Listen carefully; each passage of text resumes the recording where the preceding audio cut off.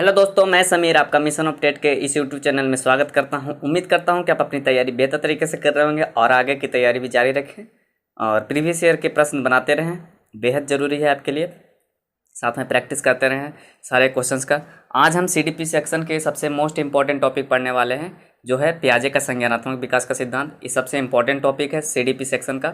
तो आइए हम इस सेशन को स्टार्ट करते हैं और इस टॉपिक के बारे में हम चर्चा करते हैं कि क्या है संज्ञानात्मक विकास का सिद्धांत। पियाजे ने जो दिया था, तो पियाजे के बारे में थोड़ी जानकारी ले लेते हैं कि जीन पियाजे जो थे कहाँ के थे। ये स्विट्ज़रलैंड के थे। बेसिकली इनका जन्म स्विट्ज़रलैंड में हुआ था, तो ये स्विट्ज़रलैंड के थे और 1896 ईस्वी में इनका जन्म हुआ था।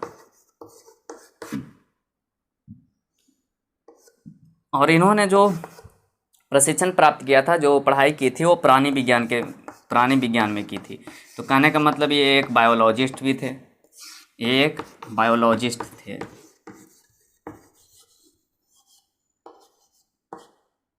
साथ में वैज्ञानिक भी थे, रिसर्चर भी थे और उसके साथ साथ ये मनोवैज्ञानिक भी थे, साइकोलॉजिस्ट भी थे।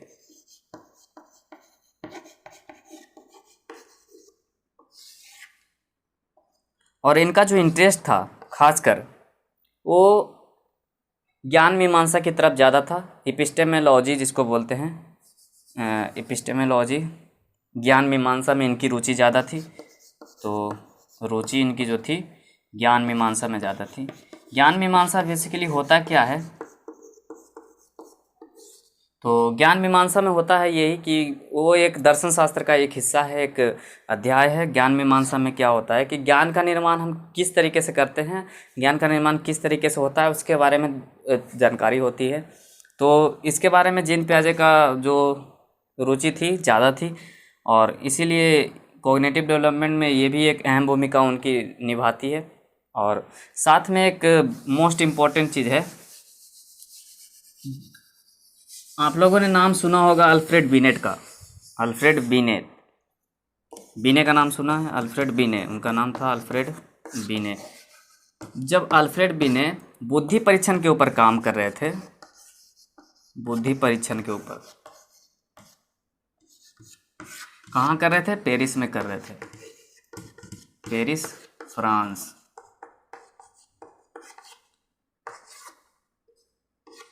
जब बुद्धि परीक्षण के ऊपर काम कर रहे थे अल्फ्रेड बिने, तो उनके साथ पियाजे भी थे, उनके साथ पियाजे भी काम कर रहे थे साथ में।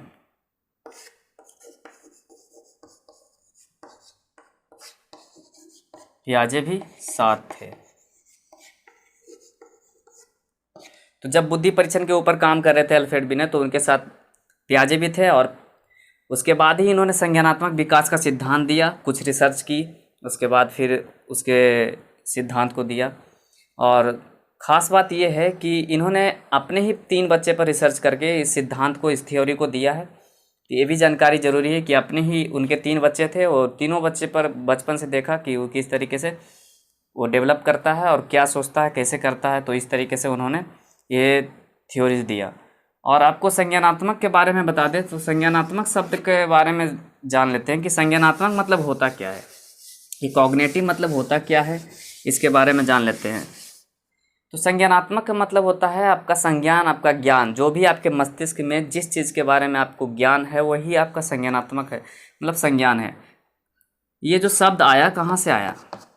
कॉग्निशन शब्द कहाँ से आया? तो इसके बारे में थोड़ी सी जानकारी ले लेते हैं कि ये जो शब्द आया आपका कॉग्नोस्केयर से आया। कॉग्नोस्केयर ये एक लैटिन वर्ड है और इसका मतलब होता है, कॉग्नोस्केयर का मतलब होता है टू रिकॉग्नाइज या टू नो, जानना या पहचान करना।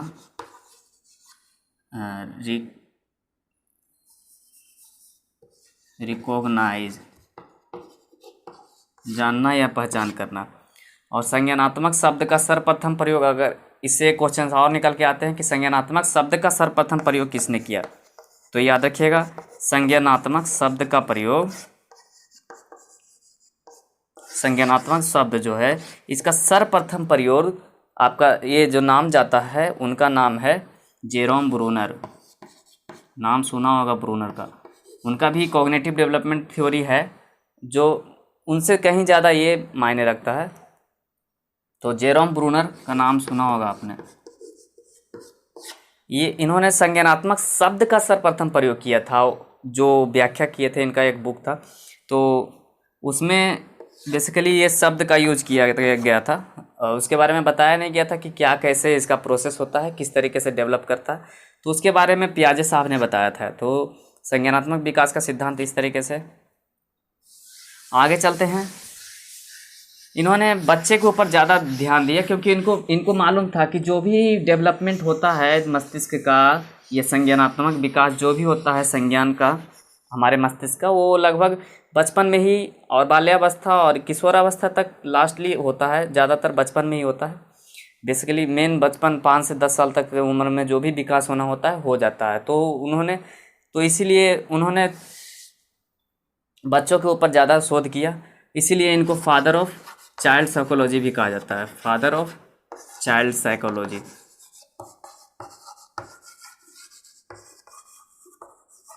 किनको? जीन पियाजे को।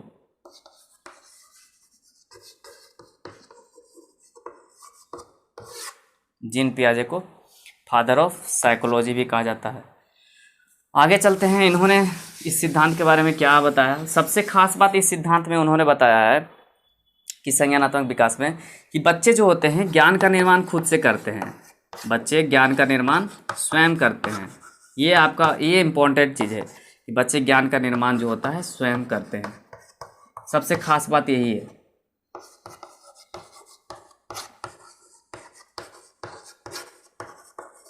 बच्चे जो है ज्ञान का निर्माण स्वयं करते हैं। जब ये बच्चे ज्ञान का निर्माण स्वयं करते हैं तो इन्होंने रचनावाद शब्द जिसको कंस्ट्रक्टिविज्म कहा जाता है, कंस्ट्रक्टिविज्म,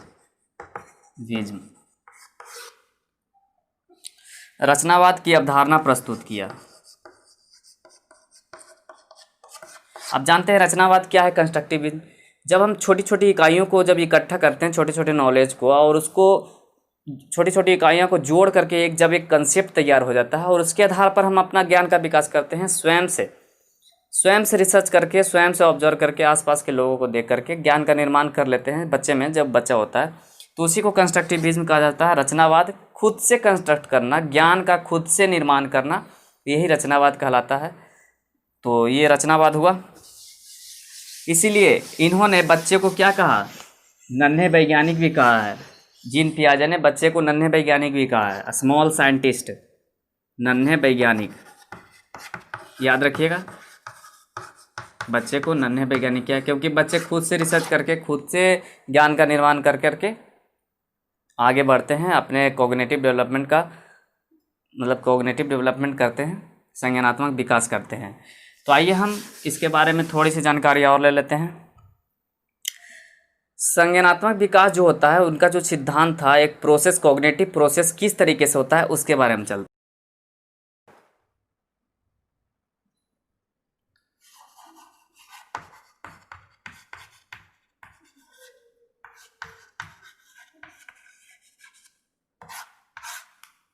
कॉग्निटिव प्रोसेस करने का मतलब संज्ञानात्मक विकास किस तरीके से होता है, एक चरणबद्ध तरीके से होता है। तो किस तरीके से प्रोसेस करता है उसके बारे में देख लेते हैं। बेसिकली ये थ्योरी है संज्ञानात्मक विकास का। मेन थ्योरी जीन पियाजे के द्वारा जो दिया गया है, मेन थ्योरी यही है। तो इसके बारे में जान लेते हैं कि सबसे पहला शब्द जो होता है वो है स्कीमा। स्कीमा के बारे में आप लोगों ने सुना होगा। ऐसे इस शब्द का जो सर्वप्रथम प्रयोग किए थे फ्रेडरिक बार्टलेट ने किए थे। ये जो स्कीमा शब्द है ना, इस शब्द का सर्वप्रथम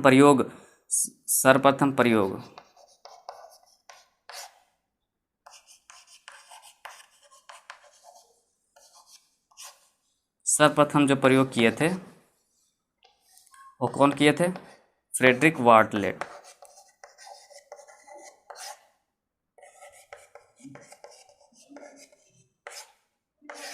फ्रेडरिक बार्टलेट ने बस इसका यूज किया था, स्कीमा के मतलब स्कीमा शब्द का यूज किया था, लेकिन बताया नहीं था कि स्कीमा क्या है, उसके बारे में कुछ चर्चा नहीं किए थे। तो इसके बारे में पियाजे ने बताया है कि स्कीमा के बारे में देख लेते हैं कि क्या है। स्कीमा जो होती है एक प्राइमरी मेंटल स्ट्रक्चर होती है। प्राथमिक मानसिक संरचना होती है। किसी भी चीज़ के बारे में अगर आप जानते हैं तो उससे रिलेटेड जो कुछ भी आपके दिमाग में पहली बार चित्र बनता है, जैसे मान लीजिए मैंने हाथी कहा, तो हाथी जैसे ही बोला तो आपके दिमाग में एक हाथी का चित्र बन गया होगा ना, तो वही स्कीमा बन गया, वही स्कीमा है आपके दिमाग की। संज्ञानात्मक शब्द की सबसे छोटी इकाई है, संज्ञानात्मक संरचना की सबसे छोटी इकाई स्कीमा को कहा जाता है। तो स्कीमा जो होती है संज्ञानात्मक संरचना की सबसे छोटी इकाई है, सबसे छोटी इकाई है। इसका मतलब ये होता है जैसे कोई भवन है, कोई बिल्डिंग है, तो उसकी सबसे छोटी इकाई क्या होती है? ईंट। उसी तरीके से स्कीमा जो होता है आपके दिमाग का, आपके मेंटल का, मस्तिष्क का, आपके संज्ञानात्मक संरचना का सबसे छोटी इकाई स्कीमा होती है। जो कुछ भी आपके पास ज्ञान है ना, छोटा सा जितना भी ज्ञान है आपको, जैसे हाथी बोला तो हाथी से संबंधित जितना भी आपके पास ज्ञान है, या तोता बोला तोता से संबंधित जितना भी आपके पास ज्ञान है, उस ज्ञान का छोटा छोटा हिस्सा आपने इकट्ठा किया होगा, तो वो जो छोटी सी जैसे ही चित्र बन जाता है वो आपकी स्कीमा कहलाती है। और ये प्राथमिक मानसिक संरचना भी इसे कहा जाता है, प्राइमरी मेंटल स्ट्रक्चर। स्कीमा को प्राथमिक मानसिक संरचना भी कहा जाता है, याद रखिएगा। आगे इसके बारे में भी और चर्चा करेंगे। साथ में ये जो होती है एक जन्मजात प्रक्रिया होती है, जन्म के बाद से ही शुरुआत हो जाती है। साथ में स्कीमा में जब कुछ परिवर्तन करना होता है तो बाल्यावस्था सबसे अच्छा अवस्था होता है, कि बाल्यावस्था में जो कुछ भी हम स्कीमा में परिवर्तन करना चाहते हैं वो आसानी से हो जाता है। लेकिन सबसे मुश्किल की जो अवस्था होती है वो किशोरावस्था होती है। आपका एक क्वेश्चन भी पूछा गया है कि किस अवस्था में स्कीमा में परिवर्तन करना मुश्किल हो जाता है, तो वो है किशोरावस्था। तो वो भी लिख दीजिएगा कि बाल्यावस्था में स्कीमा में चेंज हो जाता है, चेंज होता है, लेकिन किशोरावस्था में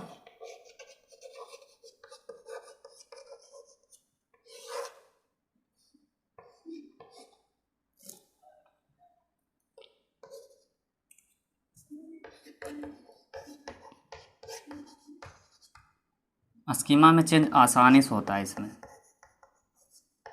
लेकिन यही इसमें जो चेंज होता है थोड़ा सा मुश्किल हो जाता है। परिवर्तन तो होता ही है, प्रयास करिएगा तो होगा, लेकिन मुश्किल होगा, मुश्किल से होता है। किस में?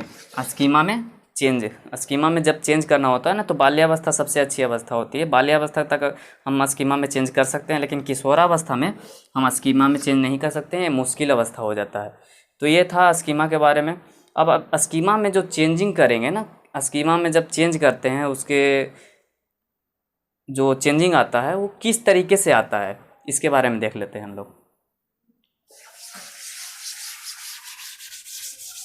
आप लोग भी नोट्स तैयार करते चले बेहतर तरीके से, आपको आगे काम देगा रिवीजन करने में। साथ में कुछ क्वेश्चन जब करेंगे तो आपको पढ़ने में भी आसानी होगी, उस वक्त आप रिवीजन कर सकते हैं खुद से। और सबसे पहले स्कीमा के कुछ उदाहरण देख लेते हैं, कि उदाहरण में देख लेते हैं स्कीमा के। जैसे कोई भी सहज प्रक्रिया करता है बच्चा बचपन में जो कुछ भी काम करता है ना, उस चीज़ों को वो अपने दिमाग में स्कीमा की तरह स्कीमा के रूप में एक इंफॉर्मेशन इकट्ठा करते रहता है, और धीरे धीरे प्रोसेस के तहत वो उसका वही इन्फॉर्मेशन जो होता है वही स्कीमा मिल करके एक कंसेप्ट तैयार हो जाता है, और धीरे धीरे आप उसके मस्तिष्क का, उसके मेंटल प्रोसेस का, कोग्निटिव प्रोसेस का डेवलपमेंट होता है। तो जितने भी सहज क्रियाएं हैं वो आपके स्कीमा बन जाते हैं। तो सबसे पहले और आगे चलते हैं, हम बात कर रहे थे अभी किस चीज़ का, कि जो स्कीमा में चेंज होते हैं वो किस कारण से होते हैं। तो स्कीमा में जो चेंजिंग होते हैं वो एडेप्टेशन से होते हैं, याद रखिएगा, एडेप्टेशन से होते हैं। और एडेप्टेशन का मतलब होता है अनुकूलन। अनुकूलन ही वो प्रोसेस है जिसके तहत हम स्कीमा में चेंजिंग करते हैं कुछ।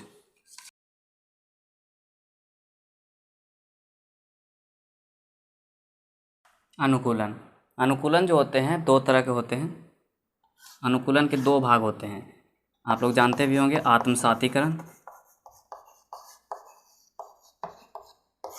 और दूसरा होता है समायोजन।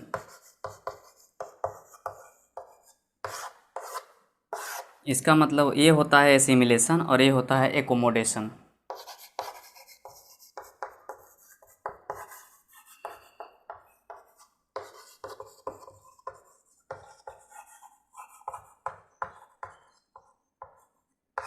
ये कैसे कैसे होता है दोनों प्रोसेस, और किस प्रोसेस के बाद कौन प्रक्रिया पूर्ण होती है, और समायोजन की प्रक्रिया कब पूर्ण होती है आत्मसातीकरण के बाद, ये सारी चीज़ हम देखेंगे। सबसे पहले थोड़ी सी जानकारी ले लेते हैं कि आत्मसातीकरण या और समायोजन है क्या। आत्मसातीकरण का मतलब होता है आत्मसात करना, ग्रहण करना। कोई भी जानकारी को ग्रहण करना या कोई भी सूचना, हम आपको नई सूचना दिए हैं तो ज्यों का त्यों ग्रहण कर लेना आत्मसातीकरण कहलाता है। लेकिन वही सूचना में कुछ काट छाट करना या कुछ परिवर्तन करना या रीअरेंज करना, वो आपका एकोमोडेशन या समायोजन कहलाता है। आपको अगर कुछ चेंजिंग करना है आपके इन्फॉर्मेशन में, पुराने ज्ञान में ही कुछ नए ज्ञान जोड़ना है, तो वो आपके आत्मसातीकरण में आएंगे। लेकिन कुछ परिवर्तन करना है, कुछ काट छाट करना है, तो ये आपके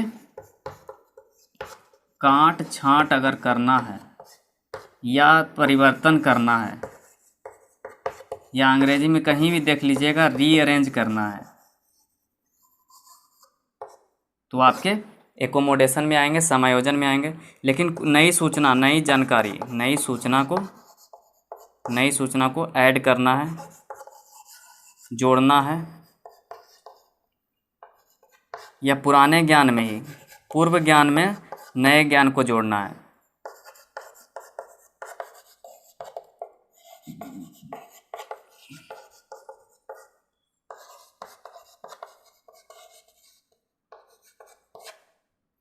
पुराने ज्ञान में कुछ नए ज्ञान को जोड़ना आपको आत्मसातीकरण कहलाता है। सिंपल सा 2 चीज़ याद रखिएगा, अगर कुछ ऐड करना है या कोई नई सूचना जानकारी आपको इकट्ठा करनी, कोई नई सूचना जोड़ना है, तो आपको आत्मसातीकरण आएगा। या पूर्व ज्ञान में ही कुछ नए ज्ञान को जोड़ना है, तो आपका क्या आ जाएगा, आत्मसातीकरण। लेकिन अगर कुछ काट छाट करना है, परिवर्तन करना है, कुछ चेंज करना है, रीअरेंज करना है, तो वो आपके समायोजन में आएंगे। अब ये प्रोसेस किस तरीके से होता है, जो हम चलते हैं।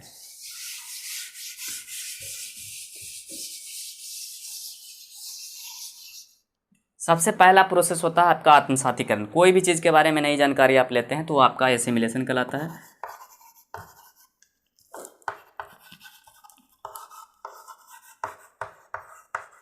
एसिमिलेशन मतलब आत्मसातीकरण। इसके बाद जो होता है आपका इक्विलिब्रियम होता है। इक्विलिब्रियम मतलब साम्य धारण, इक्वल, बैलेंसिंग हो जाता है आपके पुराने ज्ञान में, और नए ज्ञान जब आप इकट्ठा करते हैं तो दोनों के बीच एक बैलेंस बनाता है, इक्विलिब्रियम हो जाता है। या फिर आप कोई चीज़ देखे, उसके बारे में आप किन्हीं से पूछा, तो आपका एसिमिलेशन हो गया, आपका एक ज्ञान बन गया। और उसके बाद फिर आपके मानसिक जो हलचल थी, आपके मन में जो असंतुलन पैदा था, वो आप इक्वल हो गया, बराबर हो गया। लेकिन अगर ज्यों ही आपके पास कोई नया सिचुएशन आता है, कुछ नई सिचुएशन आती है, तो जैसे ही नई सिचुएशन आती है तो आप डिसइक्विलिब्रियम हो जाते हैं, मतलब असाम्य धारण की प्रक्रिया हो जाती है, ऊपर नीचे बैलेंसिंग अनबैलेंस हो जाता है। आप पुराने जो आपके पास पहले से ज्ञान था, अगर कोई ऐसा सिचुएशन आ गया जो इस ज्ञान से मैच नहीं खाता है तो आप डिसइक्विलिब्रियम अवस्था में चले जाइएगा। आपके फिर से मन में हलचल पैदा हो जाएगी मस्तिष्क में, तो डिसइक्विलिब्रियम, इसका मतलब होता है असाम्य धारण। जब असाम्य धारण की प्रक्रिया होती है तब जाकर के आपका समायोजन होता है, एकोमोडेशन होता है। कुछ काट छाट करते हैं आपके पुराने ज्ञान में, कुछ काट छाट किए या परिवर्तन किए या रीअरेंज किए, तो याद रखिएगा एकोमोडेशन यहाँ होता है। और जैसे ही एकोमोडेशन होता है तो एकोमोडेशन के बाद ये प्रोसेस फिर आपका यहाँ चला जाता है एसिमिलेशन के पास। तो इस तरीके से होता है आपका प्रोसेस। देखिए, सबसे पहले हम इसको एग्जाम्पल के तहत भी चलते हैं।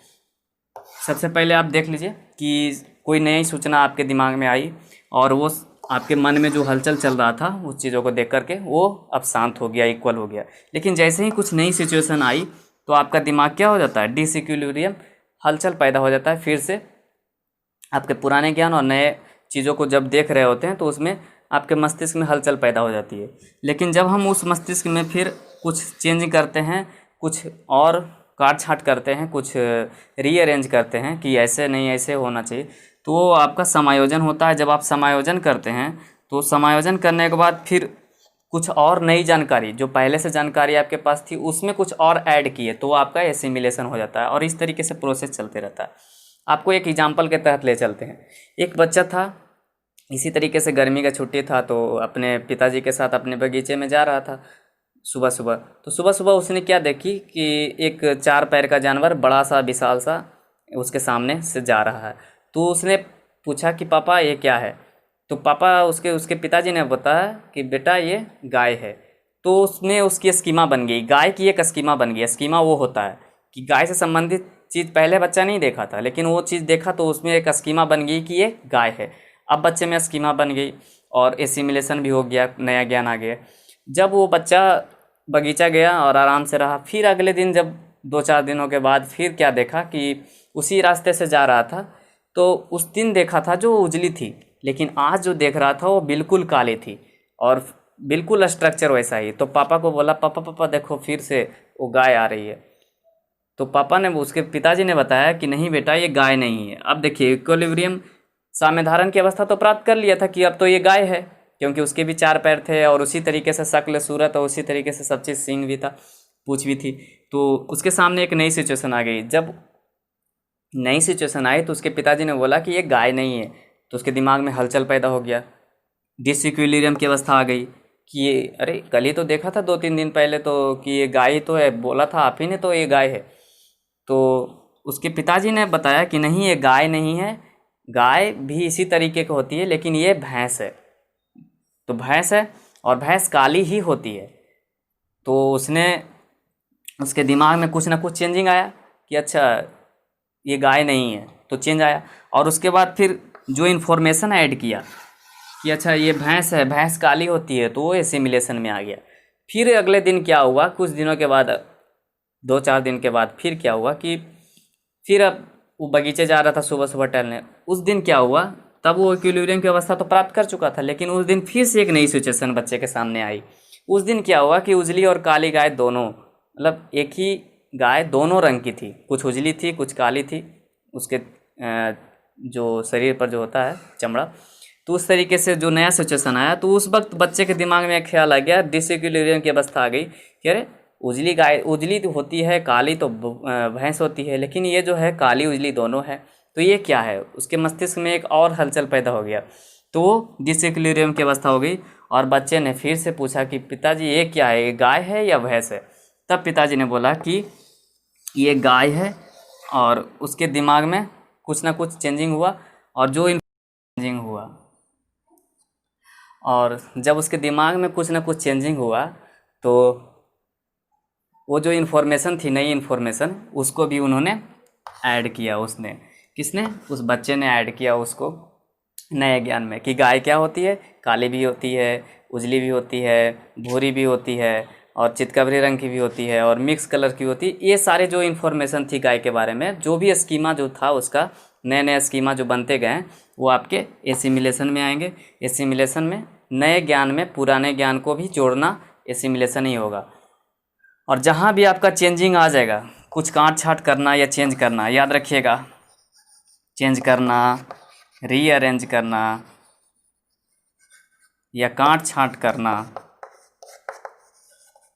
परिवर्तन करना, जहाँ भी आ जाएगा वो आपका एकोमोडेशन होगा। और जहाँ भी आएगा कि नई इन्फॉर्मेशन, न्यू इन्फॉर्मेशन को ऐड करना, या पुराने ज्ञान में ही नए ज्ञान को जोड़ना, या नए चीज़ों को जोड़ना, या नए जानकारी इकट्ठा करना, वो आपका एसिमिलेशन आएगा। तो इस तरीके से ये प्रोसेस चलता है। सबसे पहले देख लीजिए कि बच्चे में नई इन्फॉर्मेशन जागृत होती है। कोई नया चीज़ देखता है ना, तो चाहता है कि उसके बारे में जाने की क्या है, तो जानता है, तो नया चीज़ हो गया, वो आत्मसातीकरण हो गया। फिर वो जब वो चीज़ जान लेता है तो आप उसका माइंड जो होता है बैलेंस हो जाता है। तो ये साम्य धारण की अवस्था होती है। पुराने ज्ञान में पहले जितना जानकारी था वो नया जानकारी जब जोड़ा तो दोनों में बैलेंसिंग हो गया।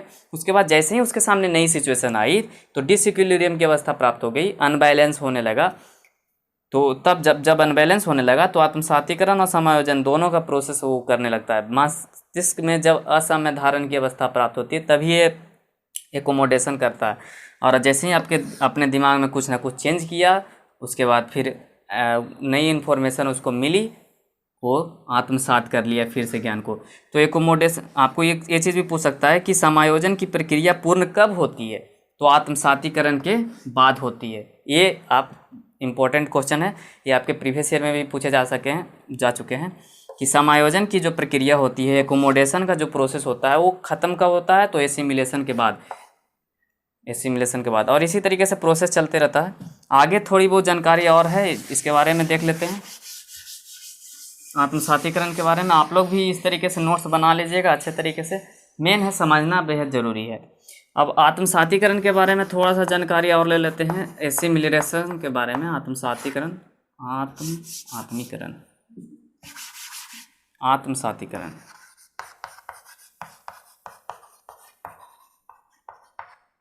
और समायोजन के बारे में भी ले लेते हैं कि क्या है ये, थोड़ा सा दोनों में डिफरेंस देख लेते हैं। जैसा कि अभी देख रहा कि नए ज्ञान को इकट्ठा करना या पूर्व ज्ञान में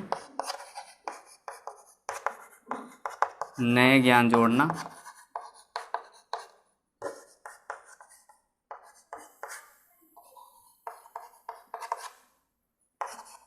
पूर्व ज्ञान में नए ज्ञान जोड़ना। और ये जो होता है समायोजन, क्या होता है, काट छाट करना,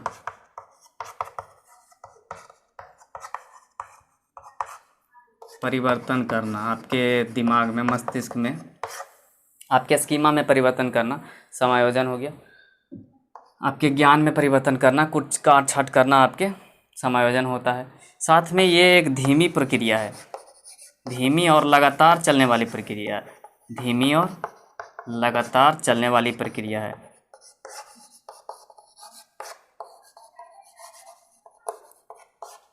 ये जो प्रोसेस है ना, धीमी तरीके से चलती है और ये लगातार चलती है, लेकिन ये जो है अचानक होता है, ये जो होता है अचानक होता है।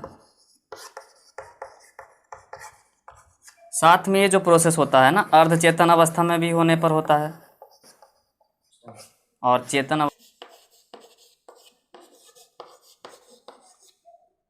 अर्धचेतन और चेतन, ये जो प्रोसेस होता है एसिमिलेशन, ये जो होता है अर्धचेतन और चेतन अवस्था में होता है। और लेकिन ये जो समायोजन वाला जो अवस्था होता है, वो सिर्फ और सिर्फ चेतन अवस्था में होता है। सिर्फ और सिर्फ हम कॉन्शियस माइंड, जब आपका कॉन्शियस रहते हैं तभी आप ये प्रोसेस होता है। और एक चीज़ और है इसमें से इन्फॉर्मेशन देना,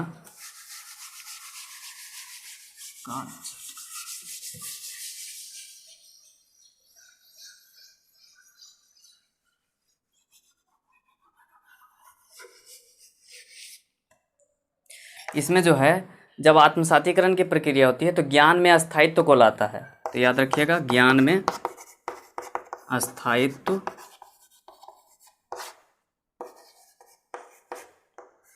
को लाता है।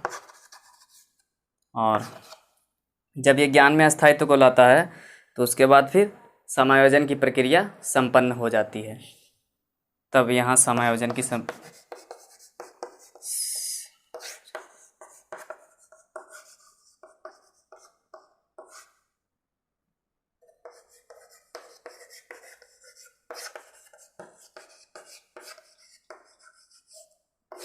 तो समायोजन की प्रक्रिया संपन्न तब कब होती है, जब आत्मसातीकरण के बाद। आत्मसातीकरण के बाद समायोजन की प्रक्रिया संपन्न होती है, आत्मसातीकरण के बाद, आत्मसातीकरण के बाद। और जिस वक्त समायोजन हो रहा होता है ना, उस वक्त हमारे मन में एक हलचल पैदा होता है, मानसिक द्वंद्व चल रहा होता है। तो ये भी लिख लीजिएगा कि मन में मानसिक द्वंद्व एवं संघर्ष का परिणाम है ये समायोजन। मानसिक द्वंद्व एवं संघर्ष का परिणाम है,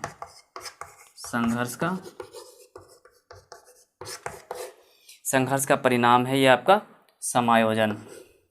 साथ में आप जब सामाजिक समायोजन करते हैं तब ये जो समायोजन है आपको काफ़ी सहायक होता है। तो सामाजिक समायोजन में,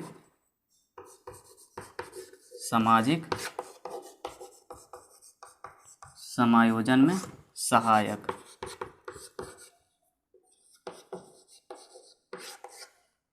तो इस तरीके से ये प्रोसेस होता है। जब आत्मसातीकरण और समायोजन की प्रक्रिया हो जाती है तब हमारे स्कीमा में कुछ ना कुछ चेंज आ जाते हैं और इस तरीके से होता है। साम्यधारण के बारे में भी अगर लिखना चाहते हैं तो लिख सकते हैं। साम्यधारण जो था इक्विलिब्रियम,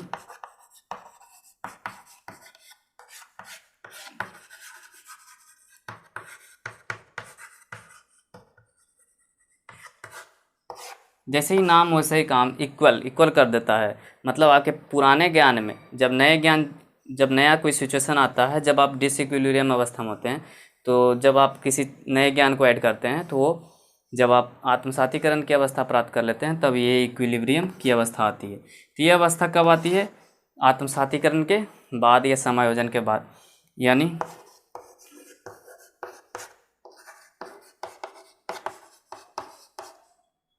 जब पूर्व ज्ञान को नए ज्ञान से जोड़ देते हैं तो आपके बीच में ये इक्विलिब्रियम की अवस्था आ जाती है।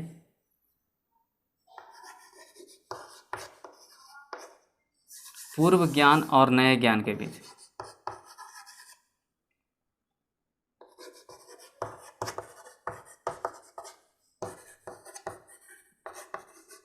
संतुलन बनाता है ये साम्यधारण। उसके बाद फिर जब नई सिचुएशन आ जाती है तो फिर डिसइक्विलिब्रियम आ जाता है। डिसइक्विलिब्रियम का मतलब असंतुलन दोनों के बीच। जब ये कोई नया सिचुएशन आता है ना, तभी जाकर के आप समायोजन या इक्विलिब्रियम की अवस्था, क्या कहते हैं, एकोमोडेशन और एसिमिलेशन दोनों आता है।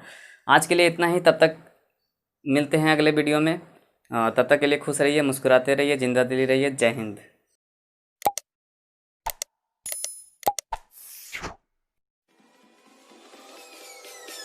Peace.